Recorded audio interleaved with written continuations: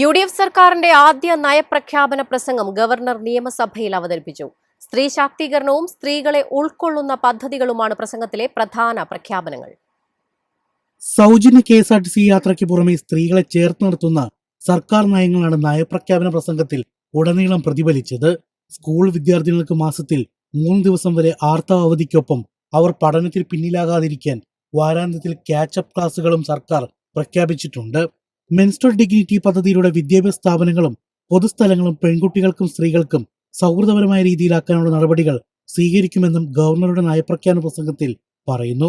College വിദ്യാർത്ഥികൾക്ക് മാസം 1000 രൂപ നൽകുമെന്നും ക്ഷേമ പെൻഷൻ 3000 രൂപയാക്കുമെന്നും പ്രഖ്യാപനമുണ്ടായി. തൊഴിലിടങ്ങളിൽ സ്ത്രീകൾക്ക് തുല്യവേതനം നടപ്പിലാക്കാൻ നടപടി സ്വീകരിക്കുമെന്നും സർക്കാർ വ്യക്തമാക്കിയിട്ടുണ്ട്. എല്ലാ പ്രധാന പട്ടണങ്ങളിലും പൊതുവിശ്രമ മുറികൾ ഒരുക്കും. അസംഘടിത മേഖലയിൽ ജോലി ചെയ്യുന്ന സ്ത്രീകൾക്ക് 6 മാസത്തെ പ്രസവ അവധിയും പ്രത്യേക ആനുകൂല്യങ്ങളും പ്രഖ്യാപിച്ചിട്ടുണ്ട്. സ്ത്രീകൾക്ക് സാനിറ്ററി നാപ്കിനുകൾ, പാദരക്ഷകൾ, മറ്റ് അവശ്യ സാധനങ്ങൾ എന്നിവ ലഭ്യമാക്കാൻ നടപടി സ്വീകരിക്കുമെന്നും സർക്കാർ വ്യക്തമാക്കുന്നു. ഓരോ പഞ്ചായത്തിലും വനിതാ കർഷകരെ കണ്ടെത്തി അവർക്ക് പ്രോത്സാഹനം നൽകാൻ വനിതാ കർഷക കൺസോർഷ്യം ആരംഭിക്കുമെന്നും പ്രഖ്യാപനം. എളുപ്പത്തിൽ സമ്പാദ്യം വളർത്താം. ഇന്ന് തന്നെ മൈഫിൻ TV ആപ്പ് ഡൗൺലോഡ് ചെയ്യൂ.